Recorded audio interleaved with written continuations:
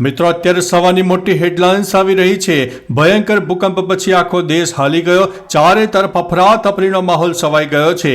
જી હા દોસ્તો, દક્ષિણ કેલિફોર્નિયામાં 5.2ની તીવ્રતાનો શક્તિશાળી ભૂકંપનો આંચકો આવ્યો છે, જેમાં ઘણા વ્યક્તિઓ ઘરની બહાર દોડી આવ્યા છે. ચારે તરફ અફરાતફરીનો માહોલ છે, પરંતુ હજુ સુધી કોઈ નુકસાનીના સમાચાર સામે આવ્યા નથી. બીજી તરફ મિત્રો, સમાચારની વાત થશે તો બિહાર ચૂંટણીને લઈને આજે દિલ્હીમાં આરજેડી અને કોંગ્રેસની મહત્વપૂર્ણ બેઠક છે.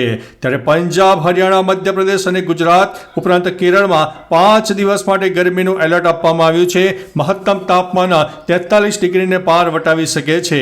ત્યારે અમેરિકાથી ટ્રમ્પનો મોટો આદેશ.